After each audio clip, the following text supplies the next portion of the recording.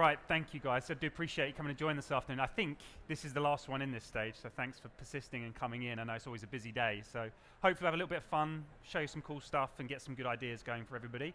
But yeah, today we're going to be talking about things that I think everybody in this room, probably one of the core reasons you get into L&D, HR, into this industry, is to help people grow, right? You want to help people grow, you want to see them develop, you don't just want to be doing, hey, here's our compliance training, let's tick a box. You want to do the exciting stuff that sits above that. So that's what we're going to focus on today. My name's Mark. I work for a company called Bridge. We are here exhibiting. We're the other side, literally the other side of the expo hall over there. If you want to come and have a look, we'll show you a little bit more. I've been at Bridge for a number of years and actually have watched the product evolve very much in line with the stuff that we're going to talk about today. So I will use Bridge to give you examples, but as I talk through the stuff today, those of you, hands up, those of you who have a learning platform, a skills platform, do work with career development in your organization, so pretty much everyone, right? So the stuff we talk about today, you can try and relate to your own organization, your own software you've got, and start to think about some of the ideas that we talk through. But I guess, let's start with thinking about the things that are most important to you. So I've used a few reports here that we'll reference, but the top 5 areas for you guys this year, according to LinkedIn, are these things. Now, the reason I'm sharing this, because the bit that I found super interesting, none of this surprises me to be fair, but the bit that took me a little bit by surprise was that this one jumped up 9 spots from last year. So obviously something's happening. We realize there is a desire and a need from people in our organizations to go and develop themselves, right? That's what they really want to go and do. And we know as in L&D that you want to go and help them do that as well. The other thing which jumped out to me, if you look at what the number one reason people say they spend more time learning is, because they want to grow their careers, right? That's the bit, like I said, it's definitely not, hey, I love that compliance training I did on health and safety every year. It's not that. It's actually the bit that they want to go and develop the skills they need for the future. So really, really important. We know it's there. We know it's important, and you guys know that as well. And most of all, we put all that effort and work into creating learning initiatives, learning tasks, learning objects, and we want our people and our businesses to engage with it. And actually, if we give them what they want, they will engage with it. If we give them the opportunity to create objectives and goals around their career, they will engage with the stuff that we set. Okay, so what are the things that we need to do to create those development plans that actually work, that people are invested in and they want to use? I always think of this in maybe 2 frames. First of all, we want to get better at what we're doing right now. Like, we want to be really good at doing the thing that we're doing right now. But then we've also got to consider the bit that they're interested in, which is, where am I going in the future? And how am I getting better at that? Those skills that I want for the future. These things aren't easy to understand and get hold of. So we're going to break this down into a little bit of a plan. And like I said, if you guys think about this in the context of your own organizations. So let's take the first on the right-hand side. Well, actually, before we get there, let's talk about this. Imagine this is the tenure of an employee. This is the lifetime of an employee. And actually, the bit that we share with them whilst they're at our company, it's actually only a small bit. I mean, hands up who's changed job in the last 4 years? Yeah? Pretty much everybody, right? You no longer have lifers, as it were, who'll stay at a company their entire career. That's changed. My dad he had one job his whole career. We know that's not the same, and I think the average is just under 4 years tenure now for an employee. So actually that bit that we share, when we're with them, we really want to maximize, right? We want to maximize that, get the best return from that employee, but also give them opportunity. They want to maximize that opportunity as well. And is anybody familiar with this model? Because this helps us show impact, the employee lifetime value. And this is the average employee lifetime value model. And it's a good way to gauge how effective some of the things that you guys do is as well. So first of all, this is explaining, this is the tenure of the employee, how long they stay with the company, and this is the value they bring to the company. So first of all, we've got to go out and hire them. So actually they cost us money to start with, right? They start costing us money. And at day 0, when they start, they don't really know anything about, well, they do, but they don't know enough about the role to be effective to deliver value, right? So they go on an onboarding journey. I'm sure many of you have onboarding journeys you put your employees through. So they'll go through that onboarding period. In this example, it takes them 12 months to get to the point where they're actually effective and delivering value back to the organization. They kind of hit that point where they're effective, they'll plateau along, then they make that decision and go, I'm ready for something else, I'm looking for a change, and all of a sudden their productivity will fall off a cliff because they're on an exit strategy as well, right? So this is a good gauge, and how do we impact this? We've talked about things you could do more on onboarding, hire better maybe, connect people better to their skills. Because really what we want to do is create this. We want to create that amazing culture that that everybody wants in their organization, where people want to develop themselves and grow themselves. And it's thinking about, how do we influence these areas? How do we get people to stay longer? How do we get them to effectiveness quicker? How do we get them actually performing better? And part of that comes down to career development and giving them those opportunities. Because, for example, if we're giving people opportunities to develop their careers, they're feeling like this is a great place to work, because that's really, we just seen how important that is to people, and they're going to stay for a little bit longer. So we'll come back to this model in a minute because it's super important. But let's go back to those two statements that we talked about on how important it is to think about a career development plan. So first of all, skills are at the core of all of them. Okay, so skills are at the core of how good am I doing right now, but also how am I preparing myself for my future. This is a scary stat and actually starts to terrify me, thinking about how much has changed in the last sort of 9-10 years, but how much is going to change in the next 2 years. Like, it's a constantly evolving model, which means that this isn't easy, right? This isn't easy. And there are things out there, many of you have seen it, that will help automate and make skill management easier. Your leaders know it's very important, how important skills are to your organization. They know this. 82% of leaders know how important it is to reskill your people. Your people are desperate for it, so they're hungry for that development and reskilling, but we're really bad at actually executing it. So we don't actually provide them with those opportunities to do these things. So all of you guys are in a position where you can influence these stats, right? You have tools and things that will help you. So back to that statement. I want to get better at what I'm doing right now. First of all, do your people know what skills they need to do their job? So just quick show of hands. Do you provide your employees with visibility to the skills that they need to do their jobs? And I'm assuming many of you might have hundreds of job titles in your organization. Just quick show of hands, anybody doing that process at the moment? Yeah? Is it a hard work to keep that up to date? Mapping skills to job titles and things? Yeah? Do you know roughly how many jobs you have in your organization? 50,000 people, so you're probably likely to have like 40,000 job titles of some sort, right? Managing that is a constant pain. So that's something where AI can certainly help. So in examples, like I said, I will use Bridge, but think about your own software with this. With Bridge, we'll use your example. You have 40,000 job titles maybe.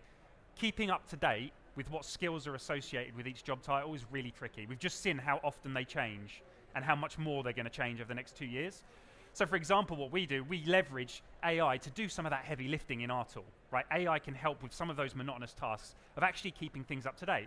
In this example, what Bridge will do in the back end will go, okay, you're a human resources manager, and actually in the job market right now, these are the skills associated with that job title.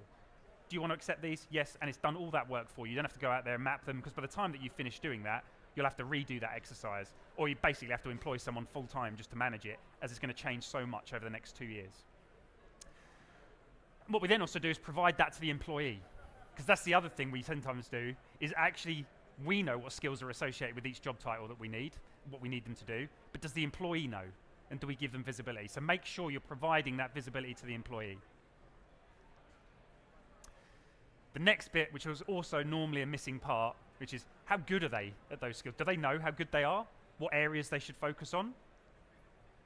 Again, for us, really important that we provide that insight to the employee. So in this example, what we do is we actually allow that employee to collect feedback on how good they are at some of those skills that they need to do their job right now. So they know the skills they've got, but how good are they at them? And which areas should they focus on developing? Because again, it's all very well knowing what skills you have, but if you don't know how good you are at them, you can't do anything about it, okay? And you may be investing your time in the wrong areas. What that also generates for us that we've found is that employee gets really good insight into where they should focus. Managers, who are key to this, get really good actionable insight into have they even got the coverage for the skills they need in their team. Do you guys understand that? Have you got visibility into that? If not, I would suggest making sure your managers have access to that level of data, because it's super important. And then of course at a company level, we've just seen, so over the next 2 years, the volume of change in skills is going to be significant. Do your company know, are they prepared? Like, do we have the right skills in-house? Do we need to hire in people with those skills? Do we need to focus on reskilling people so we have those skills? particularly as we know they're going to change so much. So, quick recap on the first statement. We need to help them understand the skills they need right now. Then we need to help them understand how good they are at those skills to enable them to focus where they should put their development time.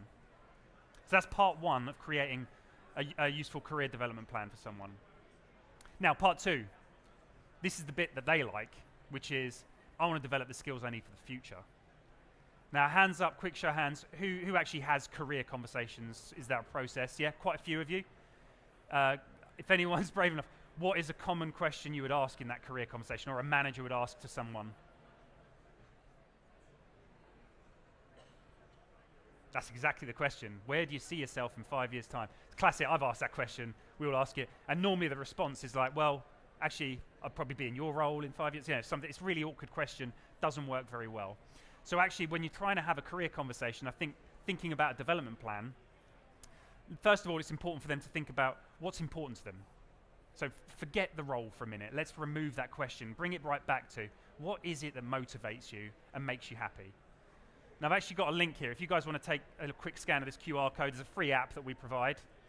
This helps you think differently about your career. Anyone can do this exercise, super simple.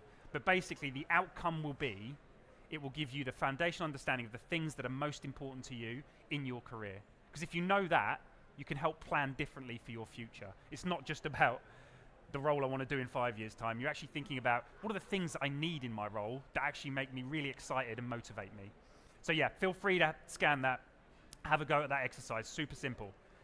This is an example of the outcome that I had. These were my top 5 drivers. Now, as you saw, I'm in a revenue role, so money and reward is actually still number one, but some of these other things now I'm getting insight into, and I'm thinking, well, reputation, I've got feeling valued, maybe I've got a bit of an issue there, but the exercise that we provide in Bridge allows the employee to go through this process and share that with their manager, because what's important there for the manager is, if an employee has a lot of their drivers which are low right now, they should do something about it, because if they don't do something about it, they're going to go and find it somewhere else, okay? But the good news is we do now know what's important to us and what's going to motivate us. Next, do you know what you want to do in the future? So we know what's important to us. Now we're coming to that question of like, okay, what is it that I could do with those things that are important to me? So again, what we do with Bridge, again, think about your own tools. Is anybody actually using tools for career conversations, or are they more just sort of organic discussions that are happening? Yeah, kind of, there's a variety of things there.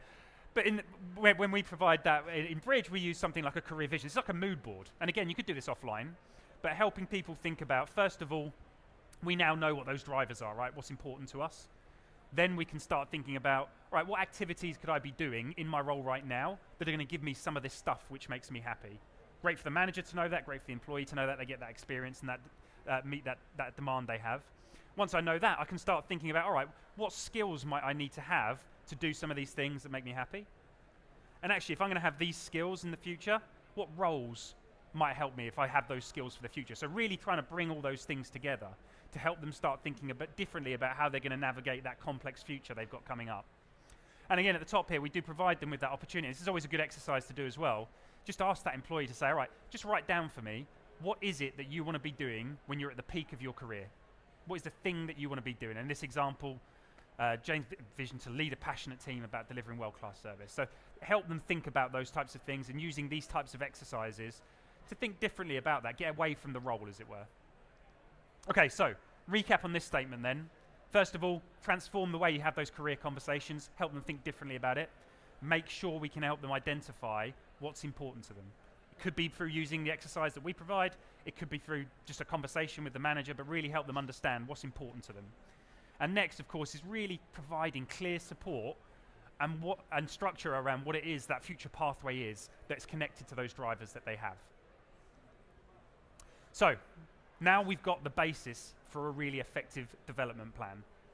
On the first hand, for what they're doing right now, we've helped them identify those required skills and the capability of those skills. So they now have a really good understanding not only of what it is they've got to do, but how good they are at those things and where they should focus.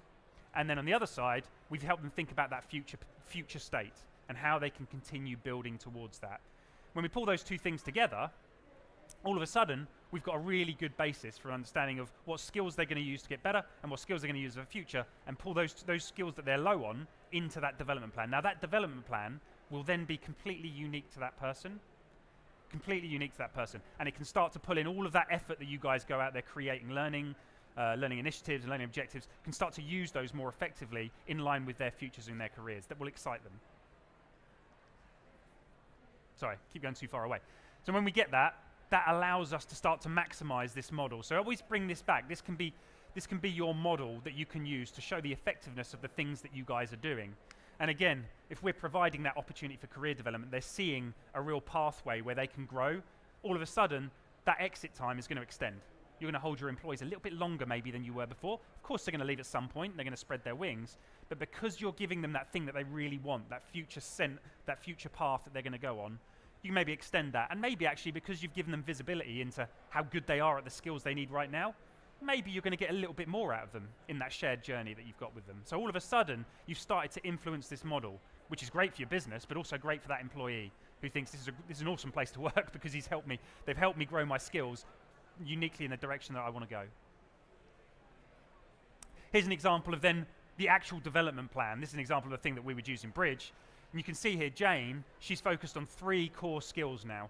Now, it might be presentation skills. It's something she has to do right now, and she's not very good at it. She had bad feedback on it, so she's going to put a real focus around that. And she's able to construct this plan. You can see she's pulling in learning objects that are going to help her on that journey. And again, because we know what that skill is, all of a sudden, our system, or your system, will be able to do a lot of the heavy lifting for you and say, hey, Jane, this particular course is actually going to really help you with that skill that you want to develop. Okay, so you may also be thinking about her future. Maybe she wants to be a leader, and she's going to focus on her leadership skills, and she's going to go on an effective journey there as well. So she can work through these journeys and then go and reassess herself on these skills. Has she moved the needle? Is she actually progressing? Because that's the bit of feedback that employee's after. They want to show that they're progressing and developing themselves.